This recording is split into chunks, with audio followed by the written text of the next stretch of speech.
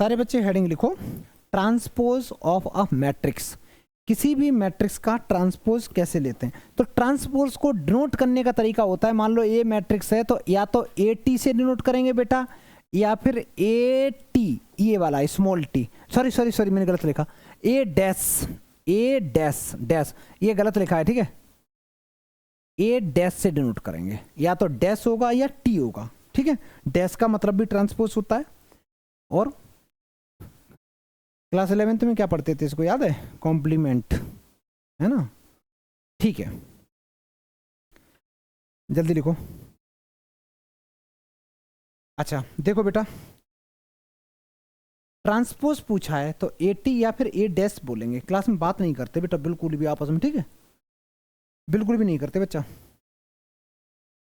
अगर एक मैट्रिक्स मैंने लिखी, मान लो यहां लिखा 1 2 3 4 5 6, पहले तो इसका ऑर्डर बताना,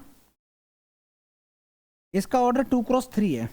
अगर मैं बोलूं इसका ट्रांसपोज लेना है तो ट्रांसपोज का मतलब होता है इस रो का पकड़ो, इस रो को पकड़ो, कॉलम बना दो, इस रो को पकड़ो, कॉलम बना दो, फिर दूसरी रो को पकड़ो और उसको इसके बगल में कॉलम बना के रख दो। तो अगर मैं इसको लिखूंगा तो ये ऐसे बनेगा, और दूसरी वाले को लिखूंगा तो ये ऐसे बनेगा। बच्चा इसका ऑर्डर कितना है? तो यहां से एक चीज समझ में आई कि जब जब हम ट्रांसपोज लेंगे तो ऑर्डर मेरा इंटरचेंज हो जाएगा। अगर 2 क्रॉस 3 है तो 3 क्रॉस 2 हो जाएगा, ठीक है। तो यही है, जल्दी लिख लो बेटा, ट्रांसपोज ऑफ अ मैट्रिक्स। तो ट्रांसपोज लेना बड़ा आसान चीज है। तो भाई ये तो समझ में आ गया होगा, बड़ी प्यारी चीज है। अगर ये समझ में आया तो ट्रांसपोज की कुछ प्रॉपर्टीज हैं, हेडिंग लिखो और मैं प्रॉपर्टी लिखाता हूं। जैसे पहली प्रॉपर्टी ट्रांसपोज की ये है कि अगर मैं ए ट्रांसपोज का ट्रांसपोज ले लूं बेटा तो ये ए बन जाता है। मान लो ये मार्कर है, इस ये है, ये इसका भी मुंडी ऊपर है, मैंने इसका ट्रांसपोज लिया तो ये ऐसे हो गया। मैंने यार एक बार फिर से ट्रांसपोज ले लिया तो ओरिजिनल पोजीशन पे आ गया। तो अगर मैं किसी का 2 बार ट्रांसपोज ले लूंगा तो सेम बन जाएगा। पहली प्रॉपर्टी ये है। दूसरी प्रॉपर्टी ये है कि अगर a प्लस बी 2 मैट्रिक्स हैं और मैं बोलूं इनका ट्रांसपोज लेना है तो क्या करना है बच्चा?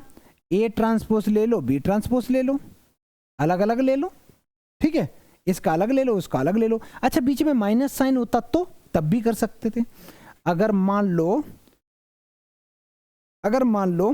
ए माइनस बी का ट्रांसपोज होता तो मैं लिखता A transpose minus B transpose. Fourth, अगर बेटा ए बी का ट्रांसपोज होता, ये उल्टा हो जाता है। ए बी का ट्रांसपोज जब होता है, क्योंकि हमें पता है, ध्यान से सुनना, बोर्ड पे आओ, बोर्ड पे आओ, बोर्ड पे आओ। एक मैट्रिक्स ए है जिसका ऑर्डर है 2 क्रॉस 3, एक मैट्रिक्स बी है जिसका ऑर्डर है 3 क्रॉस 2, ठीक है। अगर बच्चा पहले तो ये बताओ क्या इनका मल्टीप्लाई पॉसिबल है? अगर मैं इसका ट्रांसपोज ले लूं तो ट्रांसपोज लेने के बाद क्या बन जाएगा? नहीं, यहां पे मैं कुछ लिख दे रहा हूं, 4 लिख दे रहा हूं, ठीक है, 3 क्रॉस 4 लिख दिया। इसका क्या बन जाएगा? 3 क्रॉस 2 बन गया। इसका अगर मैं ट्रांसपोज लूंगा तो ये क्या बन जाएगा?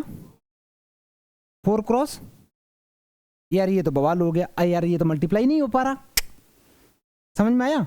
ये तो मल्टीप्लाई नहीं हो पा रहा। जब मल्टीप्लाई नहीं हो पा रहा इसका मतलब है इन भाई साहब को उठाओ और आगे रख दो, इन भाई साहब को उठाओ आगे रख दो, देखो इसकी शक्ल इससे मिलने लगी, मल्टीप्लाई हो जाएगा। तो हमें एक चीज समझ में आ गई कि ए बी का जब ट्रांसपोज लेते हैं तो पहले हम बी वाला लिखते हैं, बाद में ए वाला लिखते हैं, ठीक है।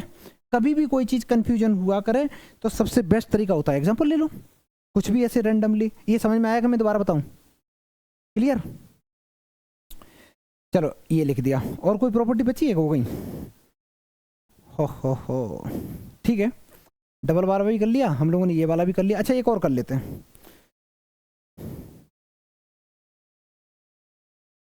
अगर मान लो बेटा एक लैम्डा है, लैम्डा मतलब कांस्टेंट होता है। अगर कोई लैम्डा है और इसका मैं बोलूँगा पूरे का ट्रांसपोज लेना है तो लैम्डा क्या है? ये तो कांस्टेंट, बाहर करो, इसको बाहर करो, ये आंसर हो गया। इसको बाहर कर दो और ये तुम्हारा आंसर हो गया।